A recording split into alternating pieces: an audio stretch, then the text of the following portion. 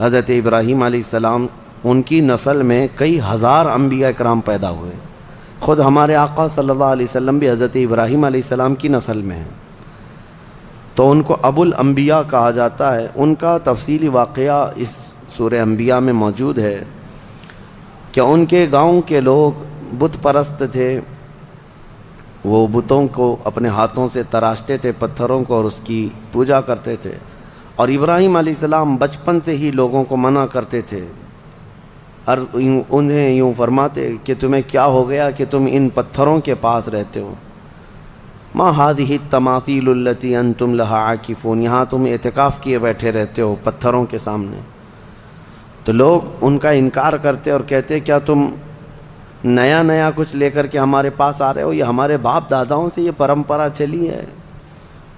حضرت ابراہیم علیہ السلام کو جھٹلاتے رہتے تھے.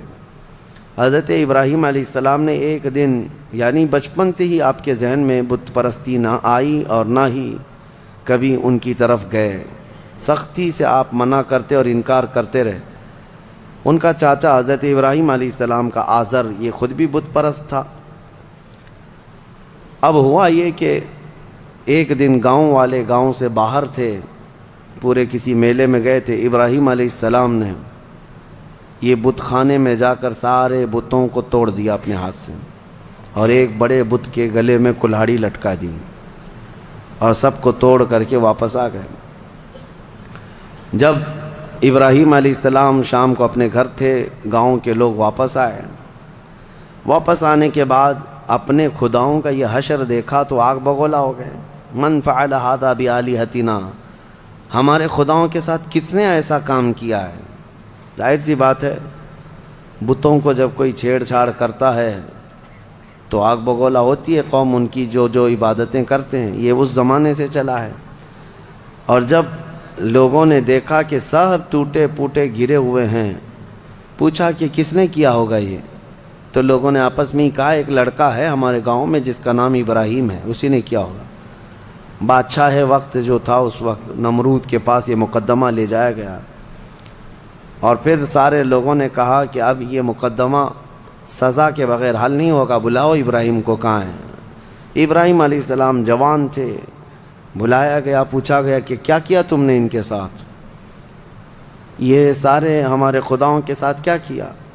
تو ابراہیم علیہ السلام نے کہا ان کے بڑے نے کیا ان کے ساتھ.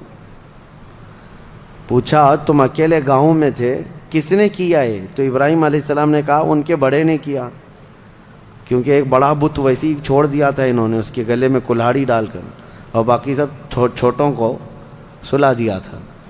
تو بڑا جو کھڑا تھا ابراہیم علیہ السلام نے کہا ان کے بڑے نے کیا ان کے ساتھ، جبکہ وہ مراد لے رہے تھے ان کا بڑا تو میں ہی ہوں. ان کے دل میں یہی تھا کہ ان کا بڑا میں ہی ہوں. تو پھر اس کے بعد ابراہیم علیہ السلام نے ان سے کہا تم مجھ سے کیوں پوچھتے ہو؟ ایک تو ابھی بھی کھڑا ہے نا، اسی سے پوچھ لو. باقی تمہارے چیلوں کو کس نے گرایا، کس نے مارت گرایا ہے؟ ایک تو ابھی بھی کھڑا ہے.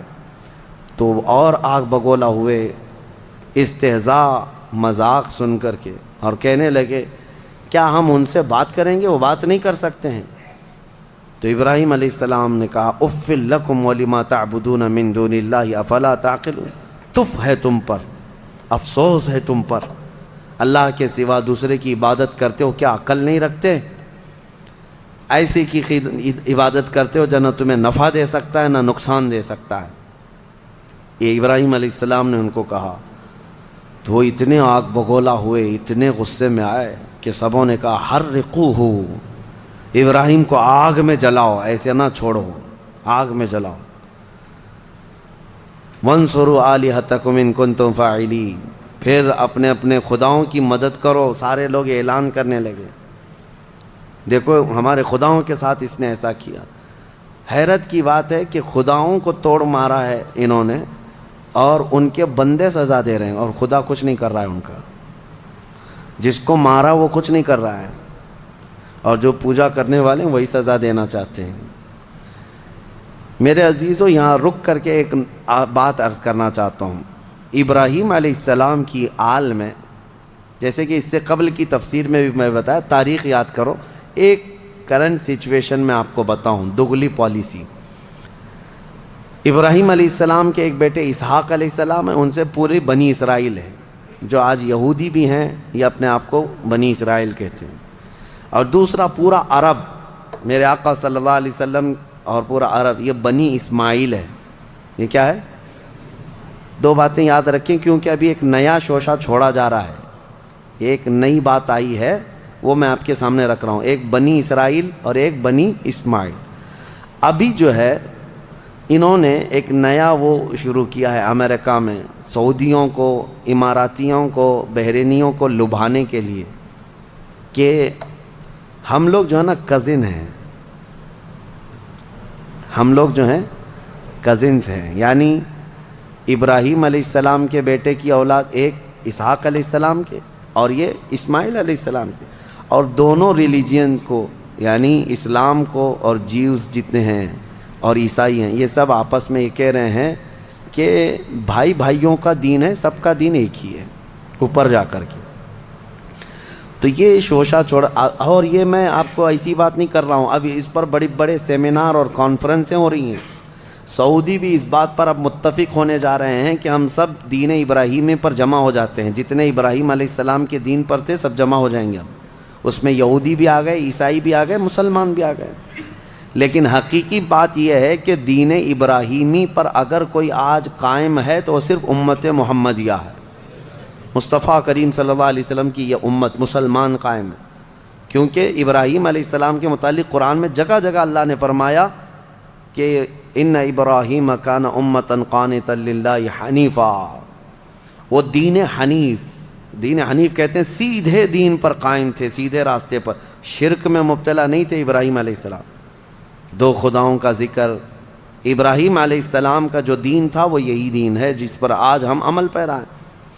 اب یہ جو کزنز کا مطلب آیا ہے، یہ اس بات کے لیے بھی آیا ہے کہ بیت المقدس کے لیے کیوں لڑ رہے ہو؟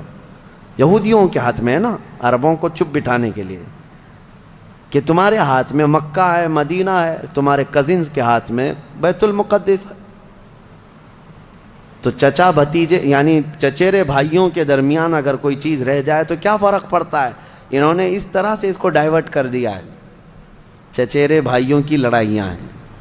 خیر یہ ایک مسئلہ اپنی جگہ پر۔ اب میں آتا ہوں ہمارے یہاں کے اندھ بھکتوں کے لیے، جو یہودیوں کی چاٹتے ہیں اور ان کو اپنا آقا و ماوا تسلیم کرتے ہیں، اسرائیل کے گلے سے گلے لگتے ہیں، ہمارے صاحب بھی جا کر کے گلے لگتے ہیں۔ آپ کو پتہ ہے اسرائیل کے پرائم منسٹر سے بڑی گہری دوستی ہے، لیکن ان کو پتہ نہیں اسرائیل کے سارے لوگ بتوں کو توڑتے ہیں، بتوں کی پوجا نہیں کرتے، وہ یہودی ہے نا۔ تو یہ ان سے پوچھیں کہ تمہارے باپ داداؤں میں سے، یا خاص طور پر ابراہیم علیہ السلام نے تو بتوں کو توڑ مارا تھا، تو یہ وہاں پر نہیں سوال کریں گے، کیونکہ یہودی ہیں، پاور ان کے پاس ہے، تو گلے لگ جاؤ، گلے لگ جاؤ، جہاں جہاں پاور دکھے گا وہاں پر گلے لگ جاؤ، اور جہاں غریب ہیں وہاں گائے کا پیشاب یاد آئے گا، وہی پورے جنگ کا ذریعہ بن جاتا ہے۔ ہاں بیسک وجہ یہاں پر بن جاتی ہے۔ بہرحال یہ دغلی پالیسی ہے۔ ان لوگوں سے تمہاری دوستی کیسے ہو سکتی ہے؟ میں ان لوگوں سے کہتا ہوں، آئیڈل ورشپرز جتنے بھی ہیں، ان کی دوستی ان سے کیسے ہو جاتی ہے؟ جو یہودی ہیں یا عیسائی ہیں، وہ بالکل بتوں کی پوجا نہیں کرتے اور وہ بتوں کو توڑتے ہیں، اور ان کی کتابوں میں موجود ہے، یہودیوں کی کتابوں میں بھی، کہ بتوں کو جہاں پاؤ وہ توڑ دیا گیا ہے۔ حضرت ابراہیم علیہ السلام کا یہ واقعہ موجود ہے۔ تو پھر ان کی دوستی کیسے ہے؟ مجھے حیرت ہوتی ہے، کسی نے ابھی پھر سے وہ پاکھنڈی گستاخ رسول کی بک سن کر کے مجھ سے کہا کہ وہ پھر کہہ رہا ہے کہ ان کو فتح کرنا ہے، ساری دنیا میں ان کا دھرم قائم کرنا ہے، صرف اور صرف جو ہے بابری مسجد پر کافی نہیں ہے، وہ کہہ رہا ہے مکیشور بھی حاصل کرنا ہے۔ مکیشور، مکہ مکرمہ اور خانہ کعبہ کو کہہ رہے ہیں کہ وہ ایک بہت بڑے دیوتا کا مندر تھا، وہاں پر پتہ نہیں تھا، اور گنگا جل جو ہے وہ وہاں پر بھی زمزم کے روپ میں بہہ رہی ہے، کہاں سے کہاں توڑ مروڑ کر کے کس کی گردن کس کو بٹھاتے ہو؟ عادت سی ہے کبھی ہاتھی کو توڑ کر کسی پہ بٹھا دو، عادت سی ہے۔ ارے کہاں زمزم اور کہاں تم کی اصاف اور نائلہ دو بت تھے مکہ میں۔ یہ صفا اور مروہ جو پہاڑیاں ہیں نا، اس پہ کیا تھا؟ صفا پہ ایک بت تھا، مروہ پہ ایک بت تھا، اصاف اور نائلہ۔ یہ دو کون تھے پتہ ہے؟ تاریخ میں یہ بتایا گیا یہ دونوں دو عاشق تھے قبیلہ بنو جرہم کے، اور ایسے کہ یہ چھپ چھپ کر کے اپنے خاندانوں سے گناہ بھی کرتے تھے، زنا بھی کرتے تھے، اور ان کے خاندان والوں نے جب دونوں پر پابندی لگا دی تو ایک بار یہ حج کے قافلے میں آئے اور خانہ کعبہ کے پاس بھی انہوں نے بدکاری کی کوشش کی۔ ابھی کوشش کر رہے تھے تب اللہ تبارک و تعالیٰ نے ان پر عذاب نازل فرمایا اور ان کے پورے جسم پتھر کے بن گئے تھے۔ تو برسوں تک ان کے اسی جسم کو لوگ کھڑا کرتے تھے اور ان پر جوتیاں مارتے تھے۔ پھر دھیرے دھیرے دھیرے دھیرے شیطان لوگوں کے دلوں میں یہ بات ڈالنے لگ گیا کہ یہاں جو بھی صفا مروہ پر صحیح کرتا ہے ان کو چھو کر کے جانا ہے۔ کچھ لوگ چھونے لگے، بعد میں پھر پوجنے لگ گئے، پھر نبی پاک صلی اللہ تعالیٰ علیہ وسلم نے ان کو بھی توڑ کر پھینک دیا۔ یہ تاریخ تھی۔ جو خانہ کعبہ کی طرف برائی کا ارادہ کیا وہ دھسا دیا جائے گا قیامت تک بھی۔ جسے اگر یہاں بیٹھ کر کے بہت شوق ہے تو نکلو اپنے گوفے میں اور جاؤ، اور پھر دیکھو اللہ تبارک و تعالیٰ کے عذاب کس طرح سے تم پر برستے ہیں۔ اللہ کریم اپنے خانہ کعبہ کی ہر زمانے میں حفاظت فرمائے گا۔ میں بات عرض کر رہا تھا ابراہیم علیہ السلام نے بتوں کو توڑ دیا تھا، اب ان کے لیے ایک آگ جلائی گئی، بہت بڑی آگ جلائی گئی جس کے شعلے آسمان سے باتیں کرتے تھے۔ ابراہیم علیہ السلام کو منجنیق میں رکھ کر کے اس آگ میں ڈال دیا گیا، اور اللہ کا حکم آیا جو آج ہم نے تلاوت کیا، قلنا یا نار کونی بردا وسلاما علی ابراہیم۔ ہم نے کہا اے آگ ابراہیم پر ٹھنڈی ہو جا۔ اللہ کا یہ حکم تھا۔ روایت میں اس وقت دنیا میں جہاں جہاں آگ جل رہی تھی سب ٹھنڈی ہو گئی تھی۔ حکم تھا ایک آگ کو، لیکن دنیا میں جہاں آگ بھی جلی تھی سب ٹھنڈی ہو گئی۔ ابراہیم علیہ السلام اس آگ میں کئی دن تک رہے، گھنٹہ دو گھنٹہ نہیں، کئی دن تک رہے۔ جب آگ ٹھنڈی ہو گئی ابراہیم علیہ السلام اس راکھ سے اپنے کپڑے جھاڑتے ہوئے باہر تشریف لائے۔ کچھ بھی نہیں ہوا تھا، کیونکہ اللہ تبارک و تعالیٰ جس کی حفاظت فرمائے۔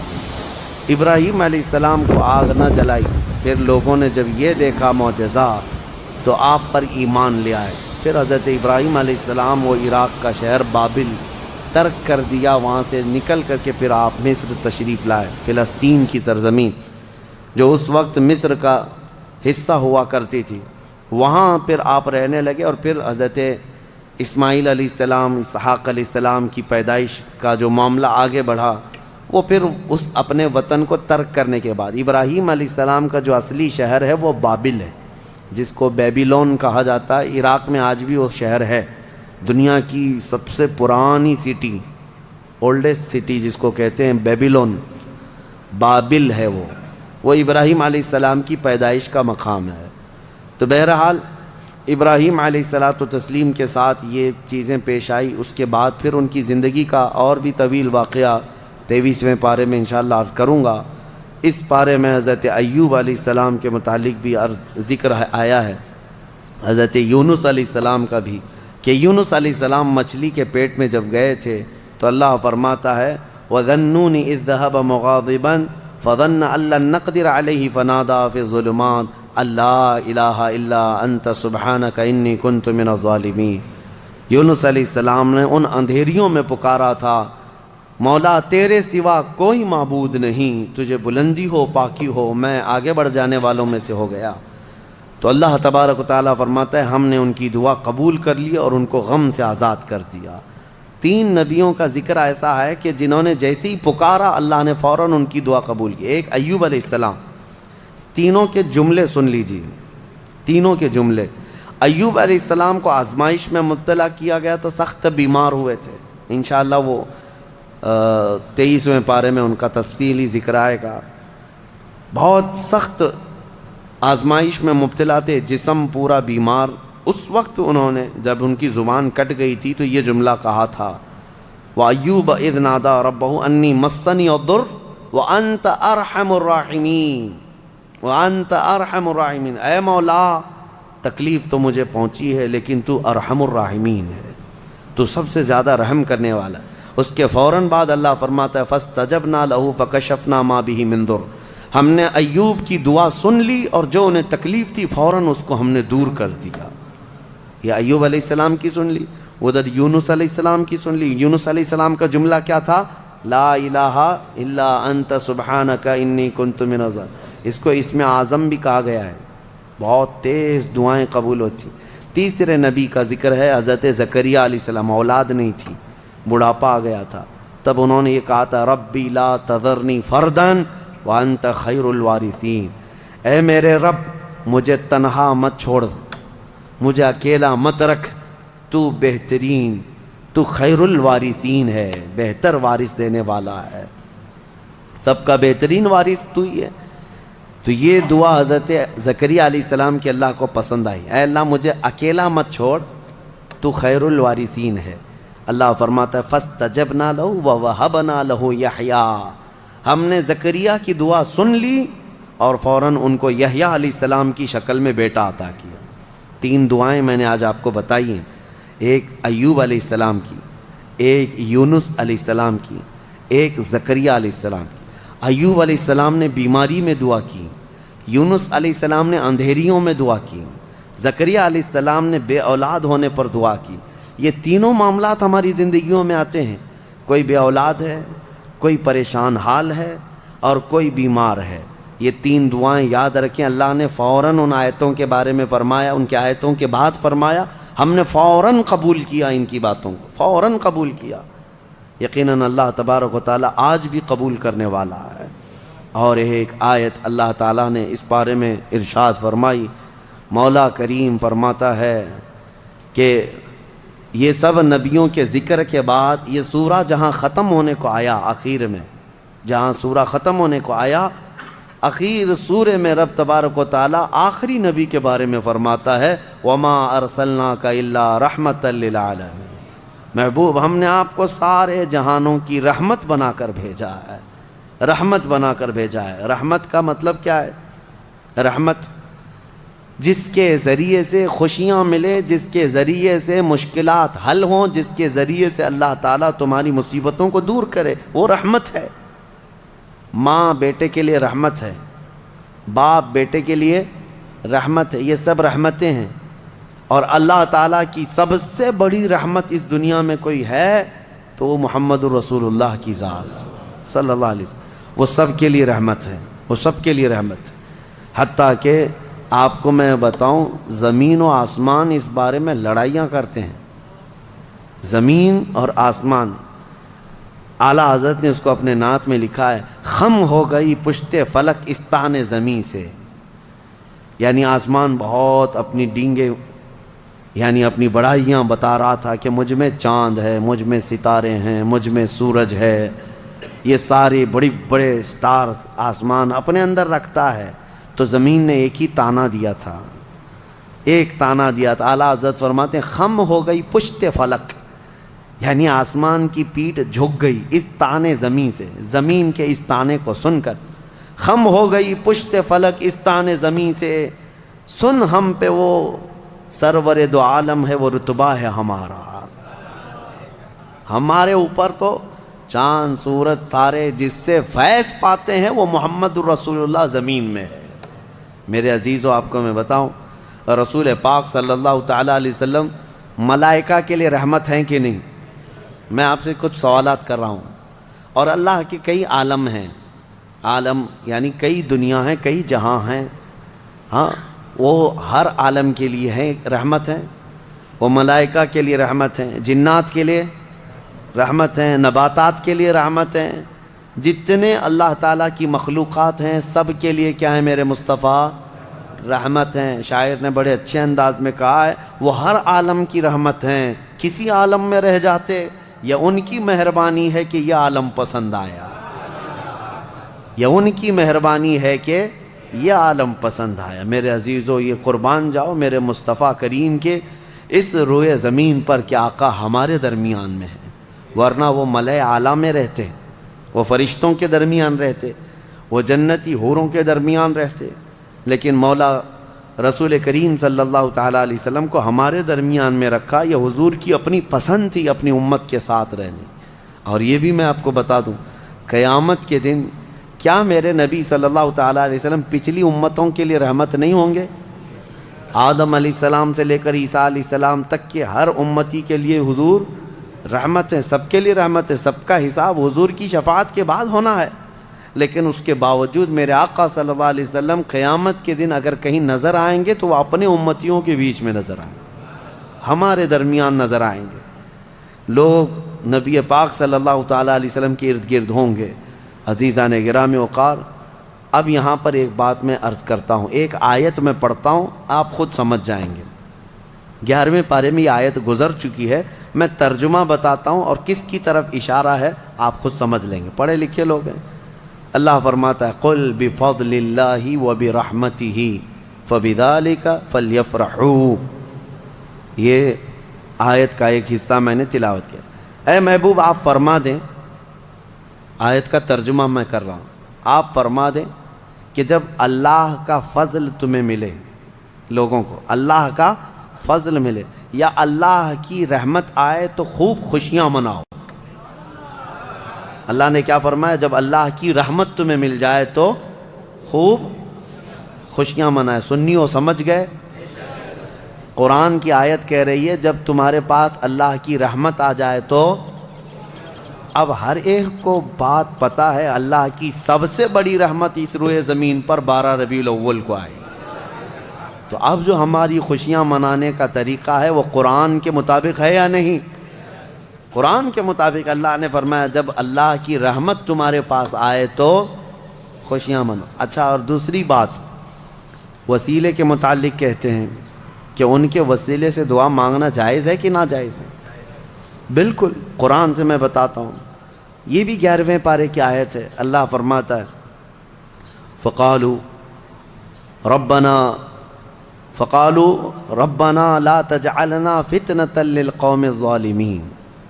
یہ پچھلی امتیوں کی دعا اللہ فرما رہا ہے پہلے کے، کہ ان لوگوں نے کہا اے رب ہمارے، اے ہمارے رب، ہم کو ظالم قوم کے لیے آزمائش کا ذریعہ نہ بناؤ، ظالم قوم کے ہاتھ ہمیں مت چھوڑ دیں۔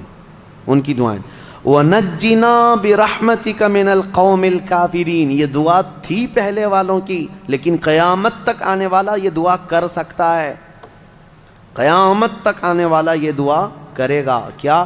وَنَجِّنَا بِرَحْمَتِكَ مِنَ الْقَوْمِ الْكَافِرِينَ، اے ہمارے رب اپنے رحمت کے وسیلے سے، اپنی رحمت کے وسیلے سے ہم کو کافروں سے نجات دے دے، اپنی رحمت کے وسیلے۔ اور رحمت کون ہے؟